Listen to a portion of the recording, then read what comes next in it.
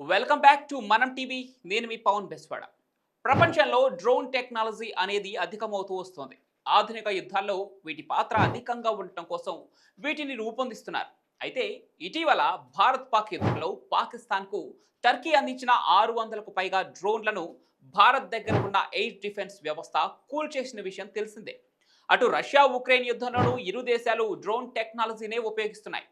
ప్రస్తుతం ప్రపంచ దేశాలు ఇప్పుడు డ్రోన్ టెక్నాలజీని ఉపయోగించుకుంటున్నాయి. మరి ప్రపంచంలోనే అత్యంత ప్రమాదకరమైన డ్రోన్లు ఉన్న దేశాలేంటో ఇప్పుడు తెలుసుకుందాం. ప్రపంచంలోనే అత్యంత ప్రమాదకరమైన డ్రోన్లు కలిగిన దేశాల్లో అమెరికా మొదటి స్థానంలో ఉంది. అమెరికా వద్ద ఉన్న ఈ MQ-9 రీపర్ డ్రోన్ ప్రపంచంలోనే అత్యంత ప్రమాదకరమైన అధునాతనమైనటువంటి డ్రోన్. ఈ MQ-9 రీపర్ 19,000 కిలోమీటర్ల వరకు ప్రయాణించగలదు. 50,000 అడుగుల ఎత్తులో కూడా ప్రయాణించగలదు.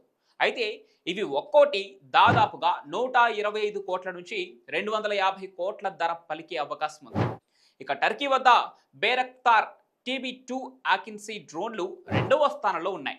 ఇవి తక్కువ ధరలో అధిక నాణ్యతను కలిగి ఉంటాయి. ఈ డ్రోన్లని పాకిస్తాన్కు టర్కీ చేరవేయగా భారత్ వాటిని కూల్చివేసింది.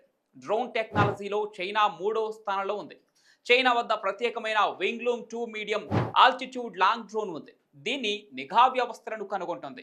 4వ స్థానంలో ఇజ్రాయెల్ సొంతం చేసుకుంది. ఇజ్రాయెల్ వద్ద హీరోన్ TP అనే డ్రోన్ ఉంది. 12.5 కిలోమీటర్ల ఎత్తు వరకు ఇది ప్రయాణిస్తుంది. ఈ డ్రోన్లను 27 గంటల వరకు ఏకధాటిగా ఆపరేట్ చేయవచ్చు కూడా.